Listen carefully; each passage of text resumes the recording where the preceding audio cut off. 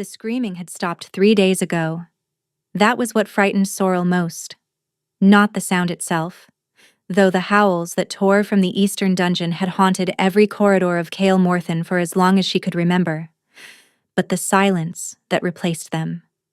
A silence so absolute it pressed against the castle walls like something living, something waiting. She should not have been in this part of the fortress. The eastern wing had been sealed by royal decree before she had ever set foot in Kael Morthen, its iron doors bolted with chains thicker than a man's arm, its corridors patrolled by guards who answered to no one but the Alpha King himself. Servants whispered about what lay beyond those doors. A beast, a monster, a wolf so consumed by rage that it had shattered every cage, every restraint, every attempt at containment until the king had ordered chains forged from moonstone and silver, the only metals strong enough to hold an alpha-blooded wolf against its will. No one was permitted to enter. No one had survived trying. Sorrel pressed her back against the cold stone and listened to the silence. She had come here for a simple errand, dried ashroot from the old apothecary stores adjacent to the sealed wing. Fetch the herbs. Return before anyone noticed how long she had been gone, but the door to the storage chamber had been left ajar, and beyond it, another door stood open, one that should never have been open. And through that impossible gap, Sorrel had heard something that stopped her dead. Breathing. Not the ragged, feral panting the guards described when they traded stories over ale. This was slow, labored, the sound of something alive but barely. Something dying by inches in the dark. Every rational thought told her to turn back. She was nobody. A healer's apprentice with no family name, no pack affiliation, no standing in the rigid hierarchy of Kael Morthen. She had survived 4 years in this castle by being invisible, by keeping her head down, her mouth shut, and her hands busy with work that no one else wanted to do. Walking toward that sound would undo everything. Sorrel walked toward it anyway. The corridor beyond the open door was narrow and descending, carved from raw stone that wept with moisture. The air grew colder with each step, carrying a scent that made her stomach clench, old blood, rusted iron, and something else beneath it all. Something wild and ancient that stirred a response deep in her chest she did not understand. Torches lined the walls at long intervals, most of them dead. The few that still burned cast pools of orange light that made the shadows between them feel solid. She descended for what felt like an eternity before the passage opened into a vast underground chamber. And there, chained to the far wall by links of gleaming moonstone, was the wolf. Sorrel's breath left her body. It was enormous, even collapsed on the stone floor, its body stretched longer than a warhorse. Its fur, matted and dull with neglect, might once have been the deep burnished gold of autumn oak leaves. Scars crisscrossed its flanks, some old and silvered, others raw and recent, as if the creature had been tearing at its own flesh. The chains ran from iron bolts sunk deep into the bedrock, wrapping around its neck, its forelegs, its hindquarters, binding it in a web of gleaming metal that left barely enough slack to breathe. Its eyes were closed. Sorrel stood frozen at the edge of the torchlight. This was the beast of Kael Morthen, the monster that had killed 3 handlers, 2 soldiers, and a healer who had tried to treat its wounds. The creature that the Alpha King kept chained beneath his own castle like a weapon too dangerous to wield, but too valuable to destroy. She should run. Instead, she took a step closer. The wolf's eyes opened. They were amber. Not the flat, feral amber of a wild animal, but deep and layered, shot through with veins of gold that caught the torchlight like molten metal.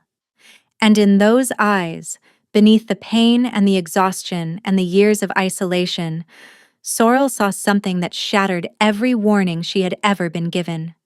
Recognition. The wolf was looking at her as if it had been waiting for her its entire life. The chains rattled as the massive body shifted. A low sound rumbled from its chest, not a growl, not a warning, but something closer to a word. A plea. Sorrel's hand rose without her permission, reaching toward the creature that had killed everyone who came near it. "Who are you?" she whispered. The wolf pressed its muzzle into her open palm. And the mark she had carried since birth. The silver crescent hidden beneath the bandage on her left wrist. The mark her grandmother had told her to never, ever reveal. Erupted with light. The light lasted only a moment, but it changed everything. Sorrel snatched her hand back, clutching her wrist against her chest as the crescent throbbed with a warmth she had never felt before. The bandage had loosened, and she could see the mark glowing faintly beneath the linen, pulsing in rhythm with something she could not name. The wolf had not moved. Its amber eyes tracked her with an intensity that should have been terrifying. Instead, Sorrel felt the strangest sensation, as if a thread had been stitched between her ribs and the creature before her, pulled taut and humming with tension. She had grown up with stories of the mate bond. Every wolf-born child had. The invisible thread connecting two souls across any distance, any obstacle, any circumstance. But mate bonds were for wolves, for those with pack blood and shifting ability. Not for a common-born healer's apprentice who had never shifted a day in her life, and certainly not for whatever this creature was. She looked at the chains with the healer's eye she had spent 4 years training. Moonstone links, each etched with suppression sigils, marks designed to dampen a wolf's power, to sever the connection between human mind and animal instinct. But these were layered far beyond anything standard. Dozens of sigils, some carved so deep into the metal they had filled with dried blood. Whoever had designed these chains had not merely wanted to restrain, they had wanted to erase. She knelt close enough to see raw wounds beneath the moonstone cuffs where silver had burned through fur and into flesh. Close enough to smell the infection festering in untreated gashes. Close enough to count the ribs pressing through the wolf's dull coat. This animal was starving, wounded, dying, and no one cared. The wolf's great head lowered to the ground, its eyes never leaving her face. It exhaled slowly, and Sorrel watched its body shudder with the effort of that single breath. Her healer's instincts overrode her fear. She had set broken bones and howling children. She had cleaned wounds that would have made seasoned warriors retch. She had held a woman's hand through 18 hours of labor and never once looked away. She would not look away now. Sorrel unwound the bandage from her wrist and pressed her bare palm, crescent mark and all, against the wolf's neck. Heat flooded through her. Not the searing burn she expected, but something deeper. A warmth that started where skin met fur and radiated inward, filling her chest, her limbs, the hollow spaces behind her ribs she had not known were empty. The mark blazed silver white, and the wolf made a sound she had never heard any animal produce. A sound like grief breaking open. The images hit without warning. A boy. Dark-haired, amber-eyed, perhaps 17. Standing in the throne room of Kael Morthen, brighter than, warmer, filled with wolves who gazed at the boy with open adoration. He wore the circlet of the crown prince, laughing at something someone had said, and his laughter filled the hall like sunlight. The image shifted. The same boy, older now. 18, perhaps 19. Kneeling before the previous Alpha King, whose kind, worried face Sorrel did not recognize. The old king was placing something around the young man's neck. A pendant. Silver, crescent-shaped. Identical to the mark on Sorrel's wrist. Another shift. Darkness. Chains. The boy screaming as moonstone burned his flesh, his body convulsing between human and wolf as sigils carved themselves into metal. And standing over him, watching his agony with flat, passionless eyes, the current Alpha King. Reven. The images shattered. Sorrel pulled her hand away, trembling violently. The wolf watched her, and she understood. This was not a beast. This was Reven's brother. The crown prince who had vanished over a decade ago, declared dead, mourned by the kingdom and forgotten by all. He had been here the entire time, chained beneath his own castle, imprisoned by the man who had stolen his throne. "Oh gods," Sorrel breathed, "you are Calum." The wolf closed its eyes, and Sorrel understood, with a certainty that terrified her, that the mark her grandmother had bound and hidden meant she was bonded to a prince the world believed was dead. A prince whose brother would kill them both if he ever discovered the truth. Sorrel did not sleep that night. She lay in her narrow cot, staring at the crescent. It had stopped glowing, but the warmth remained. A low hum beneath her skin pulsing in rhythm with a heartbeat not her own. His. Her grandmother had known. Had seen the mark on the infant's wrist and spent the next 16 years teaching Sorrel to hide it. "There are those who would kill you for what you carry," the old woman had said on the night Sorrel left home. "The mark chooses its bearer. It cannot be undone, cannot be transferred, but it can be silenced, and silence is your only protection." Sorrel had assumed it was a healer's brand, some ancestral gift passed through bloodlines too faint to trace. She had never imagined it was a mate bond waiting for its other half. She waited until the deep hours, then slipped from her cot with a satchel of supplies, salve for infection, clean bandages, dried meat, a skin of water, and crept toward the eastern wing. She knew the castle's hidden veins better than anyone. 4 years of fetching supplies, carrying messages, and running errands had given her an intimate knowledge of every servant's passage, every forgotten stairwell, every crack in Kael Morthen's ancient bones. She found the same route from that afternoon, the storage chamber with a door that should have been locked. Someone had been careless with the bolts, or perhaps something had guided her steps. The descent felt shorter this time. When she reached the vault, the wolf raised its head. Those eyes found her in the darkness, and the bond pulled tight, a physical sensation, like a hand pressing against her sternum. The wolf's tail moved, a single weak sweep across the stone floor. He was glad she had come back. "I brought supplies," she whispered, kneeling beside him. "The wounds on your forelimbs are infected. If I do not treat them, the rot will spread."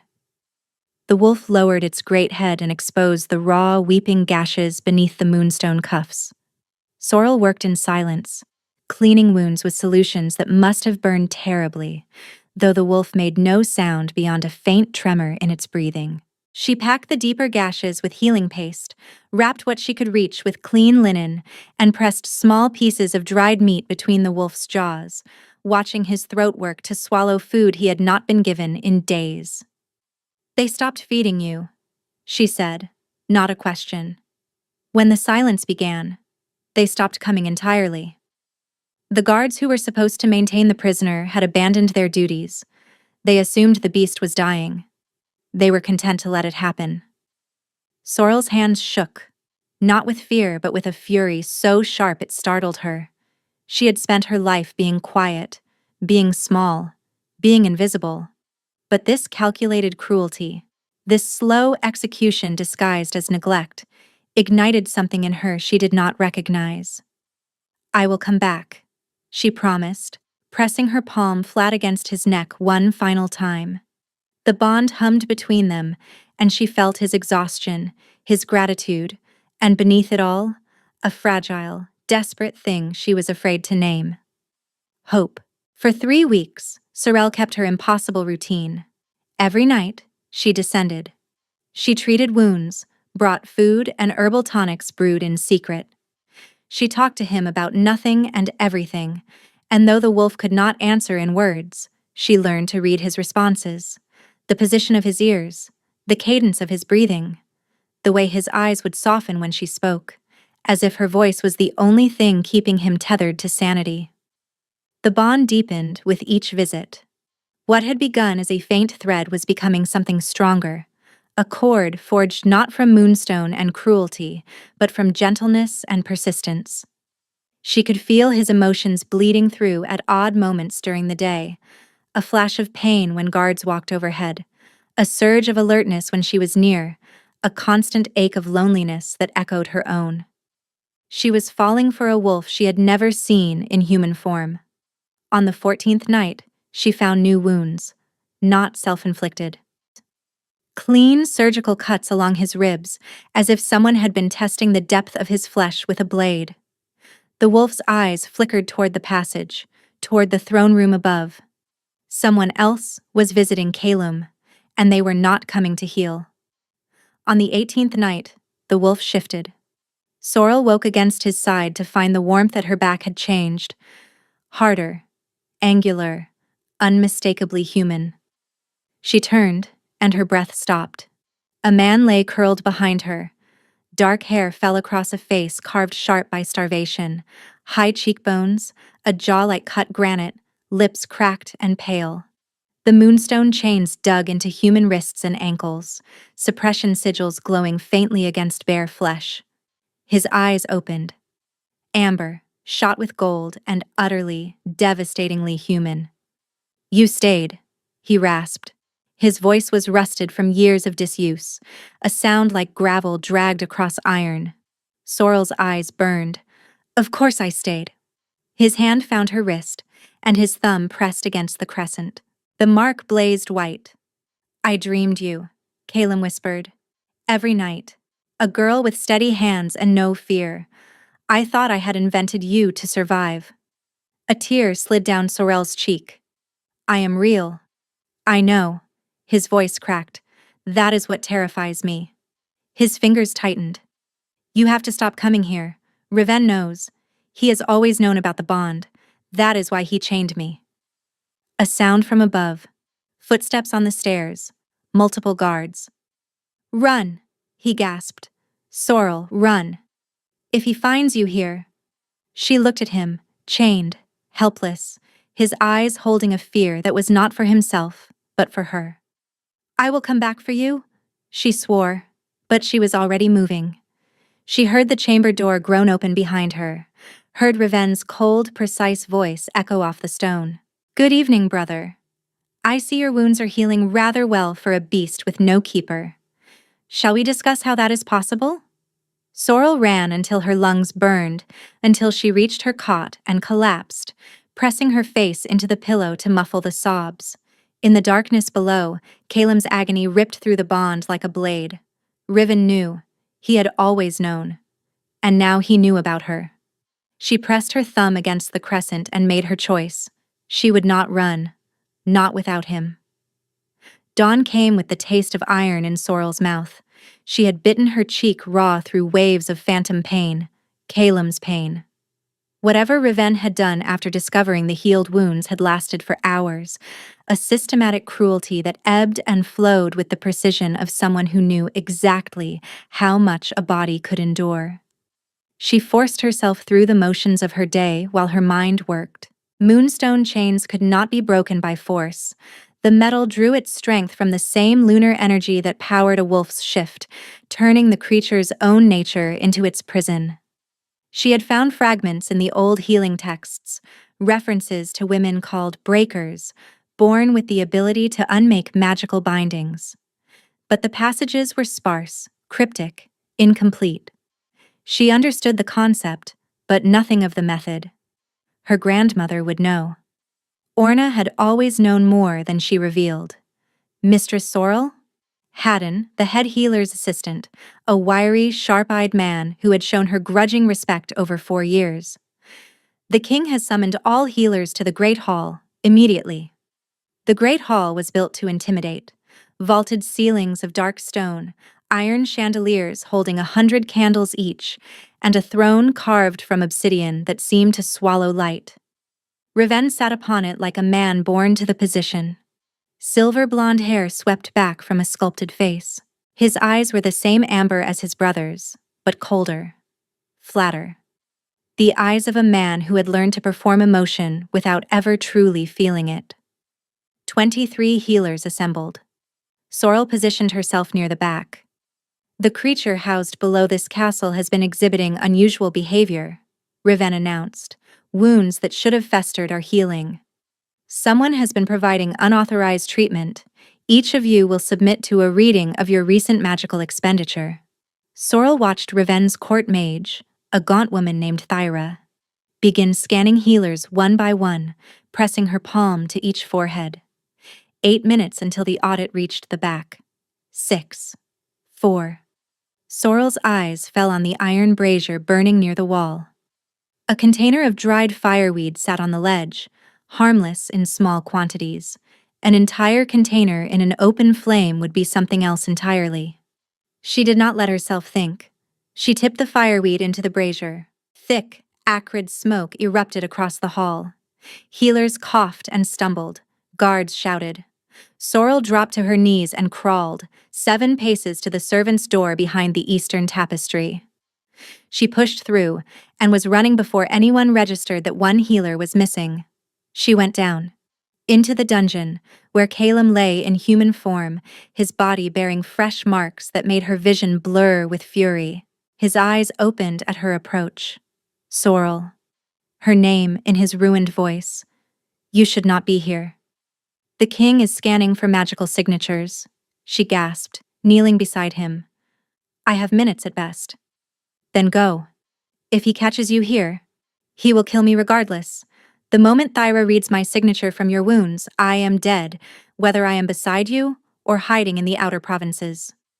Her hands were steady now, steadier than they had any right to be. There is no version of my life that does not lead back to this chamber. To you. His eyes searched her face. You barely know me. I know enough. She pressed her palm against his chest, over his heart. The bond flared between them, fierce and bright. I know that you are not the monster they made you. I know that years in chains have not destroyed what you are. And I know that this mark has been waiting for you since before I was born. Calum's expression cracked. The walls he had built, the defenses that had kept him sane through years of isolation, fractured beneath the weight of her certainty. I cannot protect you, he whispered. I am chained to a wall. I can barely hold human form. What good am I to you? You are everything, and I am going to get you out of here. She gripped his hands. I need to reach my grandmother in Austinmere. She hid the truth about this mark my entire life. The old texts gave me the name, Breaker. She can give me the knowledge of how to wield it. 3 days there, 3 days back. His voice dropped. I do not know if I can last. Sorrel pressed her lips to his forehead. The contact sent sparks cascading through the bond. You have survived this long in darkness. You can survive 6 days knowing someone is fighting her way back. Calum closed his eyes. When he opened them, the terror was still there, but something else had risen alongside it.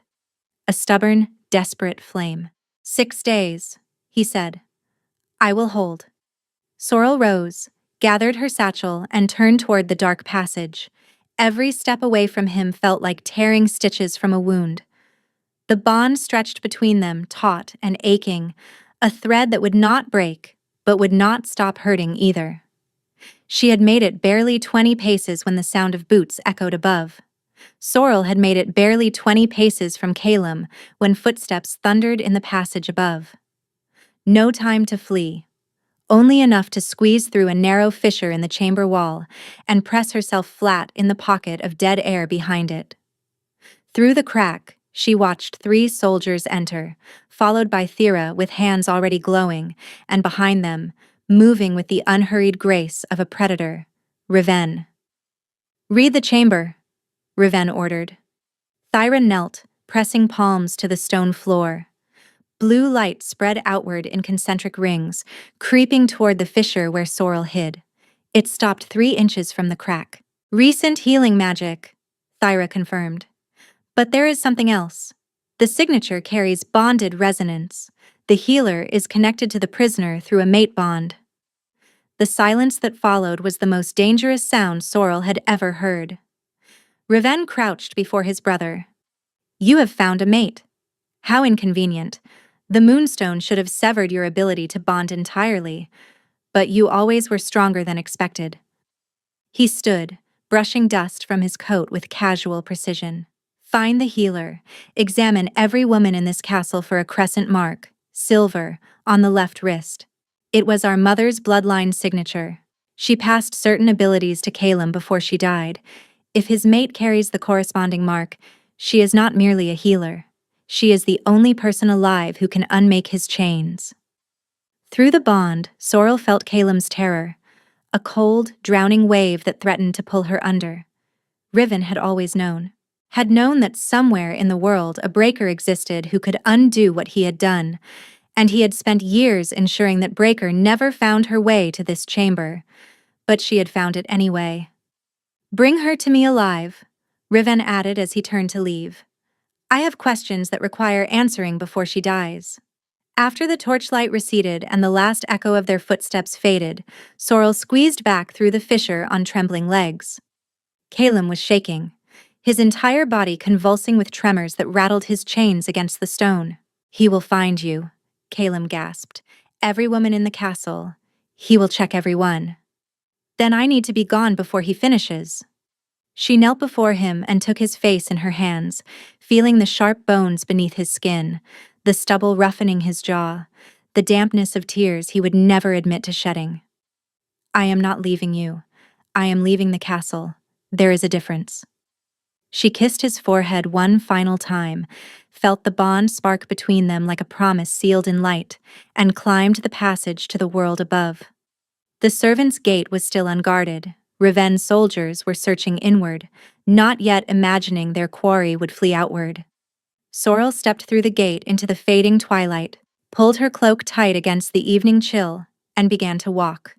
Behind her, the mark burned like a small, steady star, and deep beneath the castle she felt a pulse through the bond. Faint, aching, but steady. Calem, holding on. 3 days to Austenmere. 3 long, brutal days of sleeping in ditches and drinking from streams, following the mark like a compass needle pointing toward her grandmother and the knowledge that could save his life.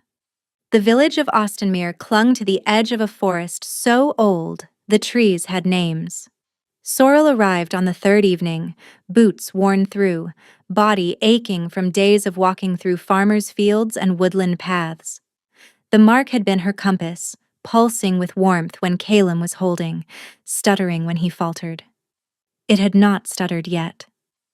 Her grandmother's cottage sat at the village's edge, half consumed by forest. Orna Greythistle was small, bent, her white hair pulled back in a braid like spider silk. But her eyes, dark and sharp as obsidian, had lost none of their ferocity. Those eyes fixed on the exposed crescent, and Orna's face collapsed. "You found him," the old woman breathed. "You knew what this mark was, what I was, and you said nothing." "I said nothing to keep you alive, while my mate rotted in chains." Sorrel stepped inside. The old texts mentioned breakers by name, but nothing more. Fragments. Riddles. "I need to know how the power actually works." Orna sat her down. "Breakers unmake what should never have been forged. We dissolve magical bindings, chains, sigils, blood oaths, compulsion spells. The texts you found were deliberately incomplete. The full knowledge was never written down. It passes from breaker to breaker, through blood and memory." Orna held up her own left wrist. In the firelight, Sorrel could see a mark identical to hers, faded, almost invisible, bleached by decades. "I was a breaker once. The power diminishes with age and disuse. By the time I understood what you carried, I no longer had the strength to act." Sorrel described Calem's chains, primary sigils, secondary dampening marks, tertiary seals preventing full transformation. Orna's face grew darker with each layer. 3 tears. That is annihilation. And he still shifted? After all those years? He shifted for me. Then the bond sustained what the sigils tried to destroy. Orna withdrew a leather-bound manuscript from a heavy trunk. "But breaking those chains without understanding the sequence will kill him. They have been part of him for over a decade. His body has integrated them. Remove them carelessly, and you tear away the parts of himself that have grown around them. So the chains are killing him slowly, but removing them could kill him instantly. Unless you break them from the inside, you reach through the bond, anchor his wolf, and dissolve the bindings layer by layer. The wolf survives because you are holding it in place. The chains fall because you are unmaking them. Both must happen simultaneously. That sounds impossible. It sounds like something only a true mate could accomplish. The crescent was never just a bond marker. It was a key, designed to unmake what Moonstone creates. Orna extended both hands. I will teach you the only way that works. Not with study, with memory. Will it hurt? Enormously. The transfer was exactly as agonizing as promised. Centuries of breaker lore compressed into a torrent that threatened to shatter her consciousness. She screamed, she wept, she held on. When it was over, Sorrel slumped across the table. Orna looked diminished, hollowed out, as if something essential had been removed. Rest, child. Tomorrow you ride back. And when you reach those chains, you will break them. Or you will die trying. She slept on her grandmother's narrow bed. When she woke, Orna was dead. The old woman sat in her chair by the hearth, hands folded, expression peaceful. The faded crescent on her own wrist had vanished entirely, every last trace of power transferred in the night. Sorrel knelt and pressed her face against Orna's cold hands. I will not waste what you gave me, she whispered. She buried her grandmother in the garden beneath the wild herbs that had been the old woman's life's work. Then she took the manuscript and began the journey back. The mark had changed. Where before it pulsed with warmth, it now burned with purpose. The breaker's knowledge sat in her bones like a second skeleton, ancient and terrible and ready. She was no longer a healer's apprentice. She was the key to a prince's cage, and she was coming to turn. Sorrel smelled the smoke before she saw the fortress. It rose from Kaer Morhen in thin black ribbons, not hearth smoke, but something acrid, chemical. 6 days gone, and something had gone terribly wrong. The mark was screaming. Not its steady pulse, but a frantic, stuttering burn. The signature of a wolf in extremis. Fighting, suffering, losing. She pressed her thumb against the crescent and forced herself to keep walking instead of running blindly toward the agony. 6 days of travel had tested her endurance, but nothing tested her like the bond screaming. Every instinct demanded she sprint to Caelim's side. Every ounce of the tactical thinking she had learned in 4 years of castle survival told her that doing so would get them both killed. The main gates were barred, soldiers pacing the battlements in numbers she had never seen, hardened warriors in the black and crimson of Raven's personal regiment. This was not the castle she had left. This was a fortress preparing for siege. Sorrel circled to the northern wall, lowered herself into the old drainage channel she had discovered in her 2nd year, and crawled through filth until she emerged in the lower cellars, gasping and retching. From above, chaos. Wild howling, the clash of steel. 2 guards talking in the corridor beyond. Third wolf to go feral today. The king doubled the Moonstone channels. The backlash is tearing through every bonded wolf in the castle. Why not simply kill the beast? Because the king needs it alive. He says the breaker will return for it. When she does, he wants the beast conscious enough to watch her die. Raven was using Caelim as bait. He had amplified the suppression, knowing the agony would pull Sorrel through the bond, which was exactly what she had done. She forced herself to think. Raven expected her to rush to the dungeon, blinded by urgency. So she would not go to the dungeon. Not yet. She needed allies. 4 years of invisibility had taught her who could be trusted. The cooks, stable hands, servants who saw everything and were seen by nothing.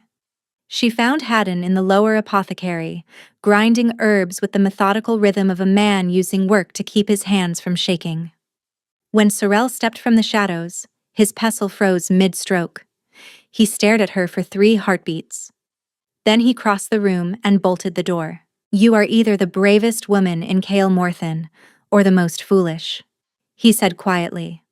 Riven has posted a death warrant. Your description is on every gate, every guardhouse within 50 miles. He has tripled the guard on the eastern dungeon, and Thyra has warded every entrance with detection sigils. I know. But the wolves are suffering, Haddon. The increased suppression is destabilizing every pack bond. 3 feral today, 2 soldiers and a kitchen boy. How many tomorrow? How many before the entire pack shatters? Haddon's face went pale. He would tear apart his own kingdom to catch one woman? He would tear apart anything to keep his throne. Calum is the rightful alpha. As long as he lives, Reven's claim is illegitimate. And as long as I live, there is someone who can free him. Sorrel pulled out the manuscript and opened it to the original architecture. There is a second entrance to the dungeon, a ritual passage connecting to the old chapel granary, sealed 2 centuries ago, but sealed is not destroyed. Haddon studied the diagram. The chapel granary, 4 guards. Thyra passes every hour. Which is why I need a distraction. The feral wolves in the infirmary, if their sedation tonics were accidentally substituted with a stimulant. Silence. She watched the calculation play across his face, the weighing of risk against conscience, of safety against the howls echoing through the corridors above them. Haddon picked up his pestle and resumed grinding. Give me 1 hour. Thank you. The ghost of a smile crossed his weathered face. Do not thank me yet. Thank me when the rightful king sits on the throne and I can sleep through the night without hearing wolves scream. Sorrel slipped back into the shadows and began counting minutes. 1 hour. Then the distraction. Then the dungeon. Then everything. The hour crawled past on bleeding knees. Sorrel positioned herself in the abandoned corridor connecting the servants' wing to the chapel granary, her body pressed into an alcove behind grain barrels that had not been moved in years. The mark burned with such intensity she had to clench her jaw to keep from crying out. Whatever Reven was doing to Calum had intensified, waves of agony that made her vision swim and her hands tremble. Hold on, she thought. I am here. I am close. The explosion of sound came without warning. Howls erupted from the infirmary, 3 feral wolves unleashed. Every guard sprinted toward the chaos. Haddon had delivered. She found the sealed altar stone in the chapel granary and pressed her crescent against it. Silver light flared. The stone slid aside, revealing a passage descending into blackness. She emerged on a ledge high on the chamber wall, and the scene below nearly broke her. Calum flickered between forms, fur rippling into skin and back in agonizing waves as doubled sigils fought to contain a shift his instincts desperately demanded. New chains bound his muzzle, his tail, and standing over him, hands pressed to the moonstone channels, was Thyra, feeding power into the system, amplifying the suppression tenfold, crushing his wolf out of existence. Sorrel dropped from the ledge. Thyra spun, her eyes widened at the filthy, exhausted woman with the blazing crescent. The breaker's power erupted from Sorrel's hands, not gentle healing but something older, fiercer, a force that existed to unmake. It struck Thyra's spell like a hammer striking glass. The spell shattered. The mage staggered backward. Every detection sigil you placed is dissolved, Sorrel said, advancing. That is what a breaker does. Thyra's hands came up, blue light crackling. You cannot defeat me. I have served the crown for 20 years. You are an apprentice playing with power you do not understand. You are right about one thing. I do not fully understand this power. The crescent blazed brighter. But it understands me. Silver light exploded outward. Every ward, every amplification channel unraveled like thread pulled from a tapestry. Thyra screamed as decades of her work disintegrated, the backlash driving her to her knees. Sorrel knelt beside Calum and pressed both hands against the primary moonstone links. The metal seared her palms. She ignored it. Calum, come back to me. I cannot do this alone. His wild eyes focused barely on her face. There you are, she whispered. Stay with me. She closed her eyes and reached through the bond. The breaker's power plunged into the moonstone, into the web of suppression woven so tightly around his wolf that the two had become nearly inseparable. Orna had warned her. The chains were part of him now. She could not shatter them. She had to untangle them. The tertiary seals first, the outermost bindings preventing full transformation. She wrapped her awareness around his wolf, holding it steady like cradling a flame in cupped hands, and dissolved them one by one. The wolf screamed, not in pain, in release. Each seal that fell was a shackle dropping from a limb that had forgotten freedom. The secondary dampening marks were more complex, interlocking patterns that had suppressed his cognitive function, reducing him to an animal for years at a time.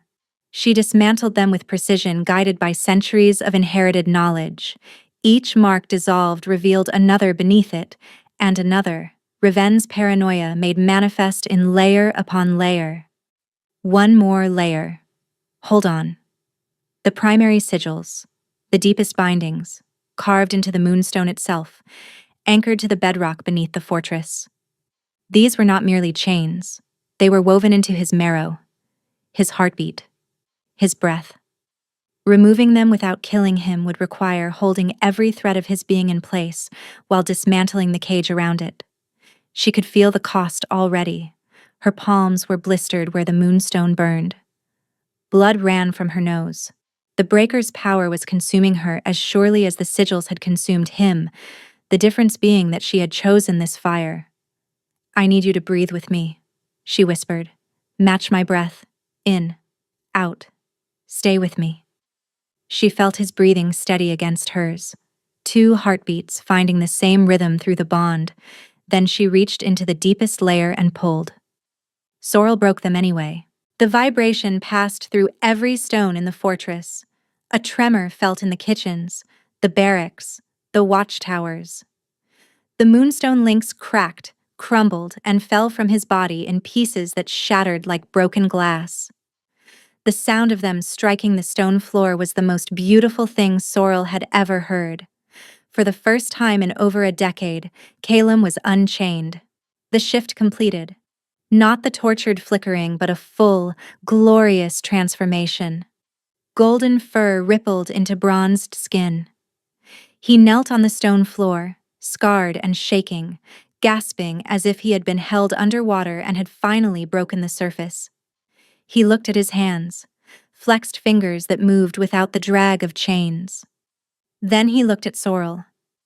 "You came back," he said, and his voice was different. Clearer, stronger. The voice of a man emerging from a nightmare into dawn. "I promised." He reached for her face, trembling, impossibly gentle. "I felt you. Every step. Every mile. I held on because I could feel you coming closer." Horns blared above. Full castle lockdown. Calum rose unsteadily. The movement was uncertain.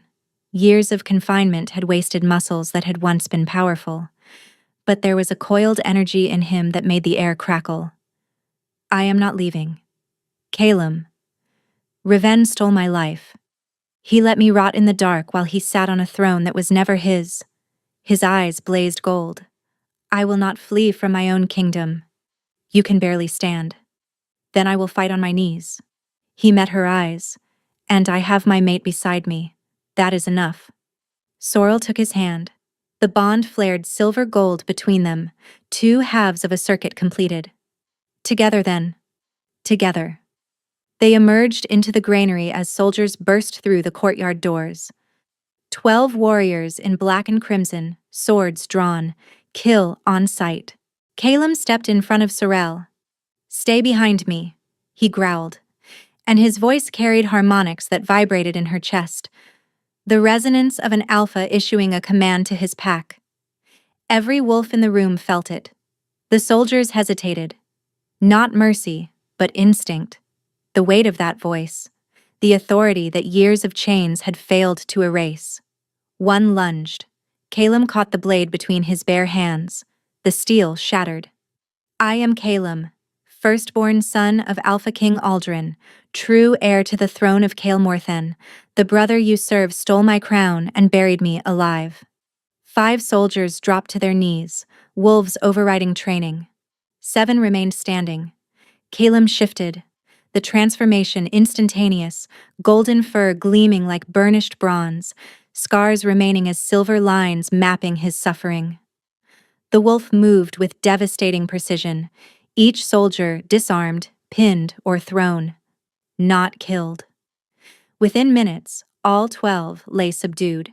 They moved through the corridors, and wolves they passed, servants, soldiers, healers, stopped and stared.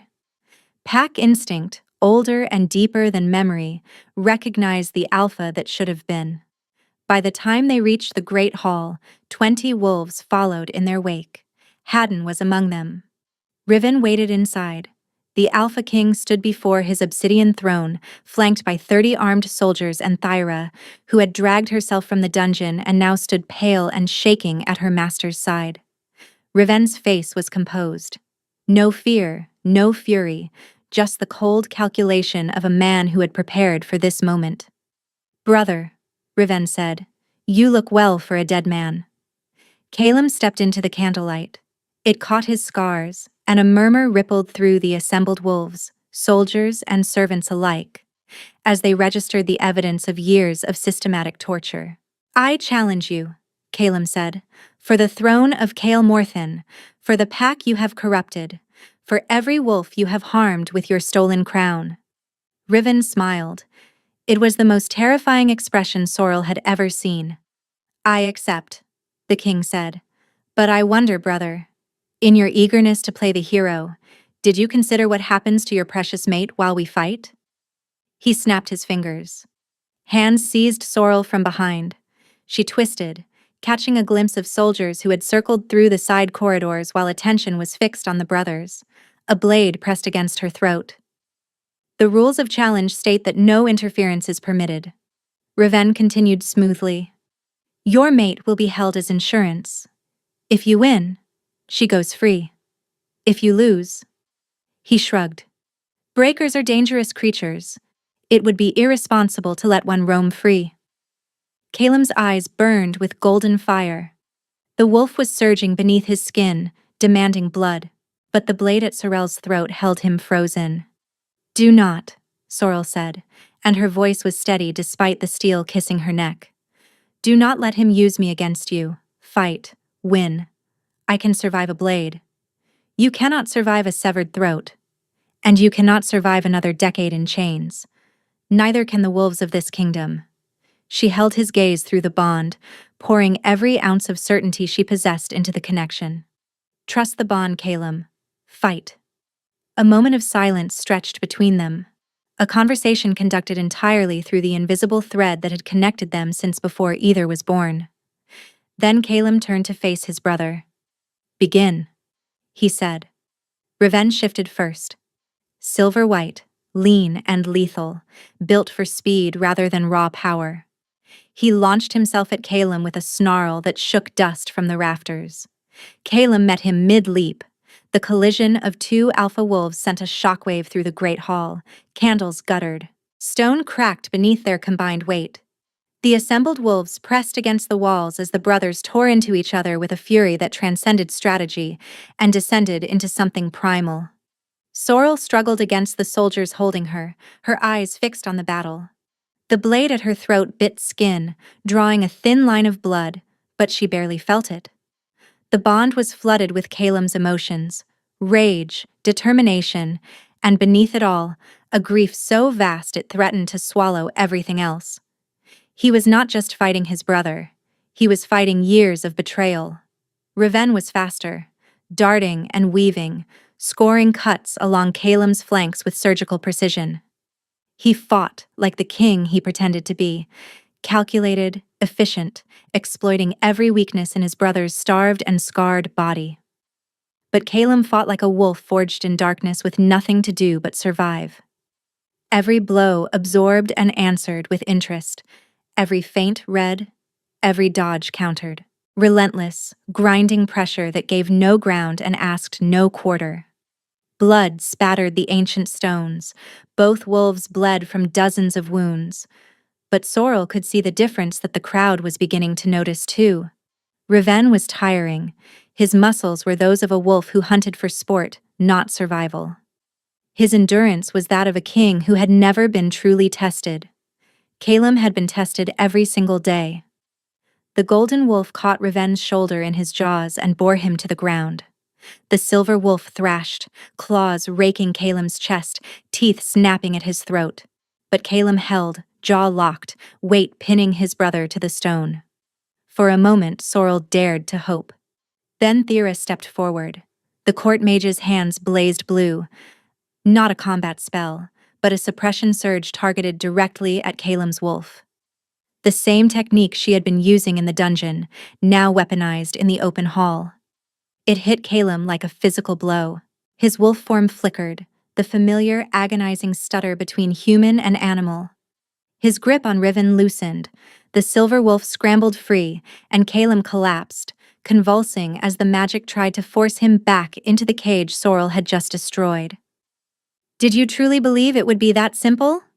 Riven snarled, circling his fallen brother. "That you could walk out of your cage and take what is mine? I will not lose my kingdom to a broken wolf and his common-blooded mate." He lunged for Calem's throat. The crescent detonated.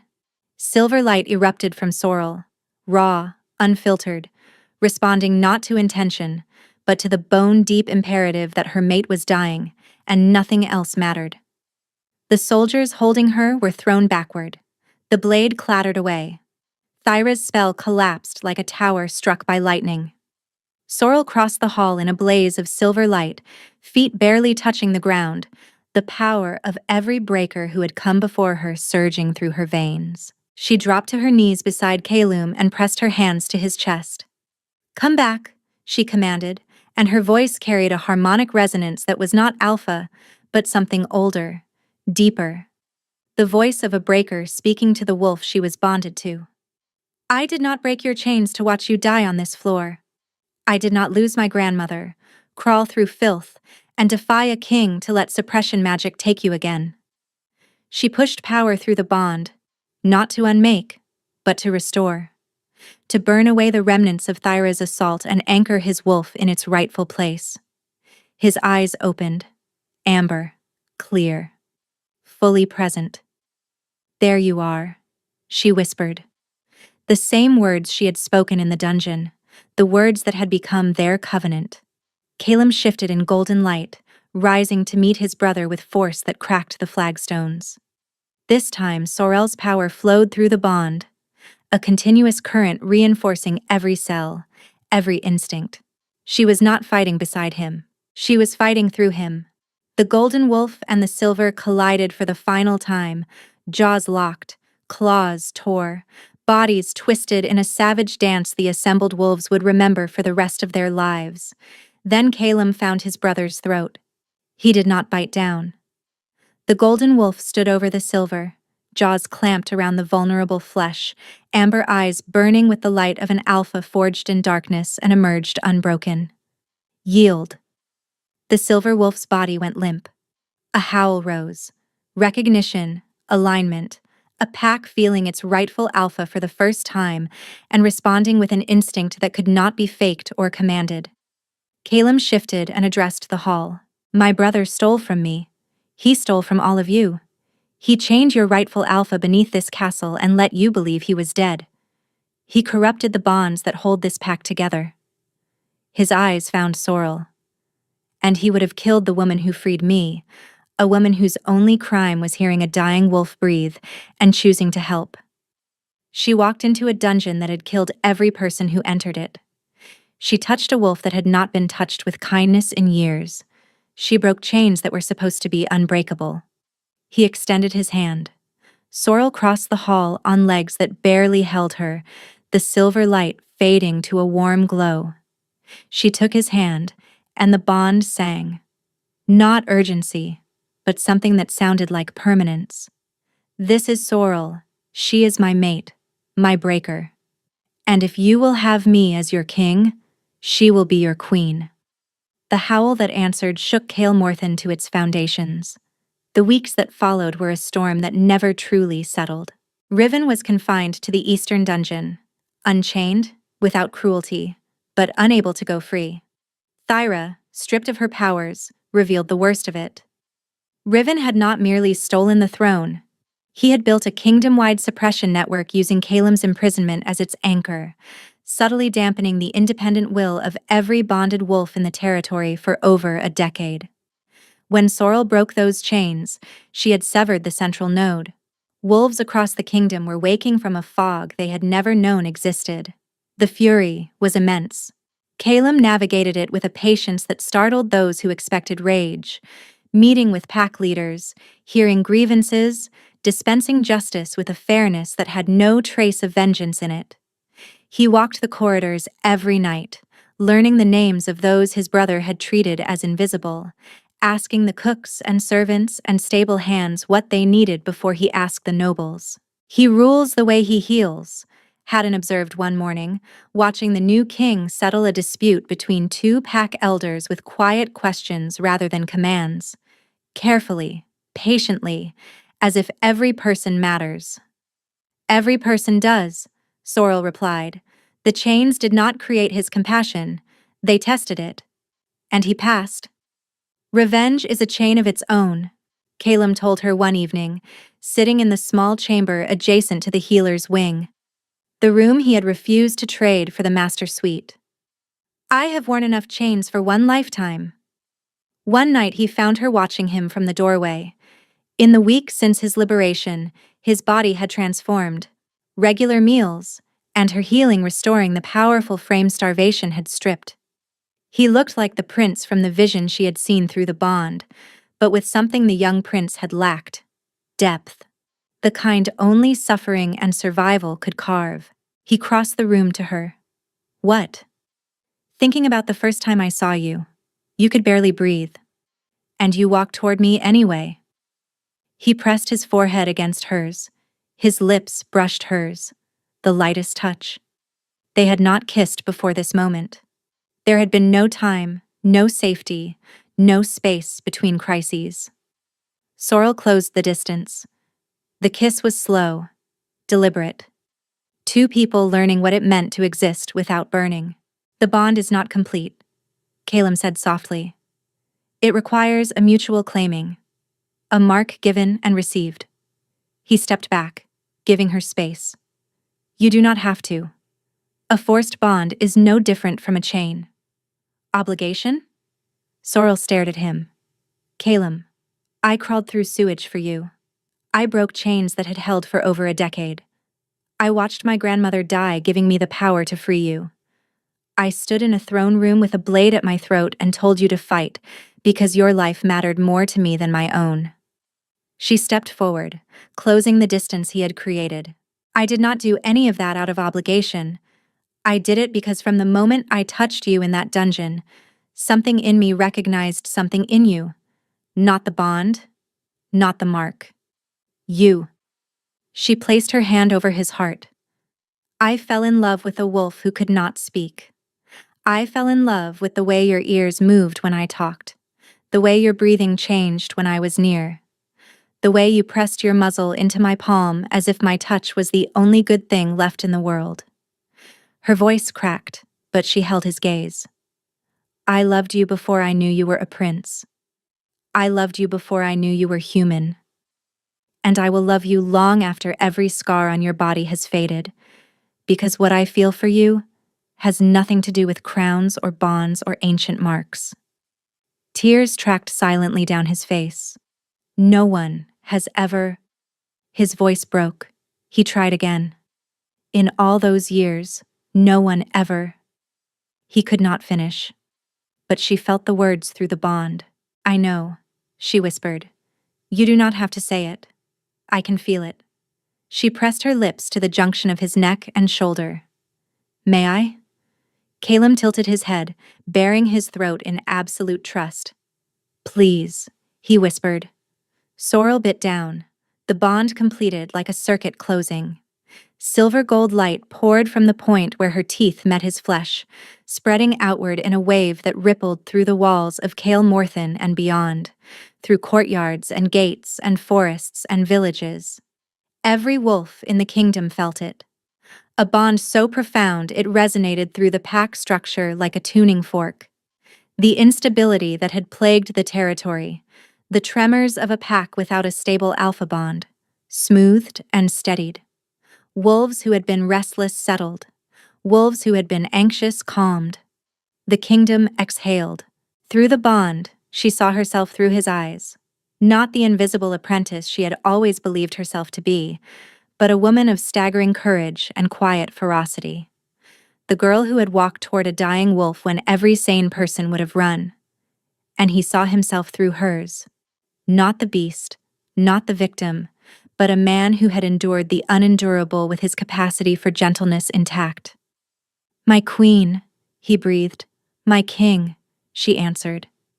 And across the castle howls began, spreading through the kingdom, a sound of recognition and celebration, and the fierce, untamable joy of a pack made whole. 1 year later, the dungeon beneath Kael Morthen was destroyed, not sealed, not repurposed. Destroyed. Every chain melted, every sigil ground from the stone, until nothing remained but clean bedrock.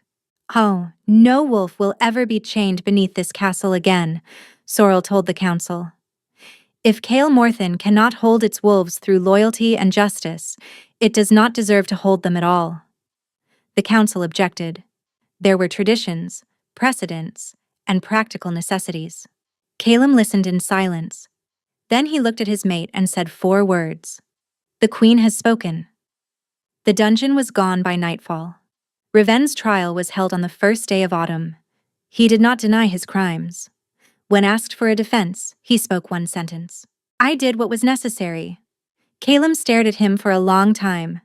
"So did I. And what is necessary now is that you live with what you have done. Not in chains, not in a dungeon.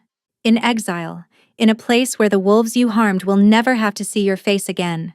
You will carry the memory of every wound you inflicted, every year you stole.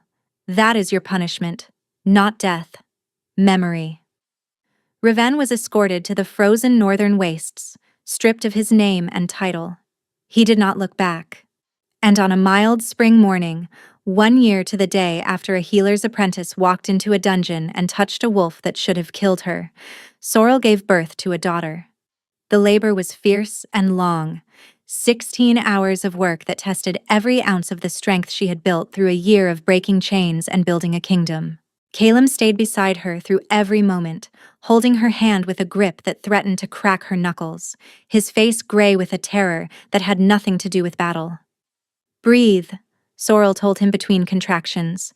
"You survived years in a dungeon. You can survive this." "I would take the dungeon," he said faintly.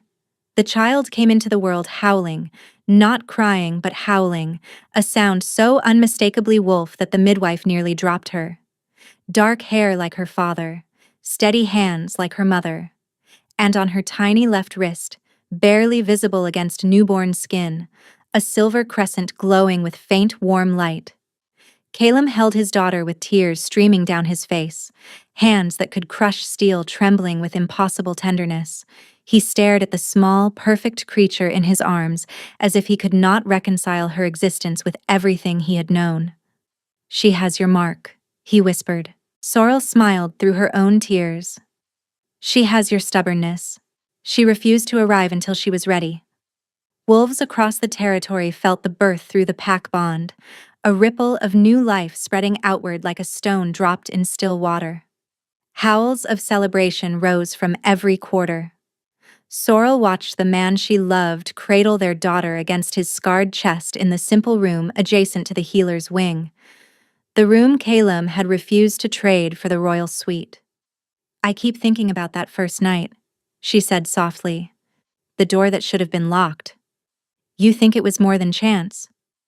I think the bond led me there, waiting for me to be close enough, brave enough, or foolish enough, to walk through a door I had no business opening."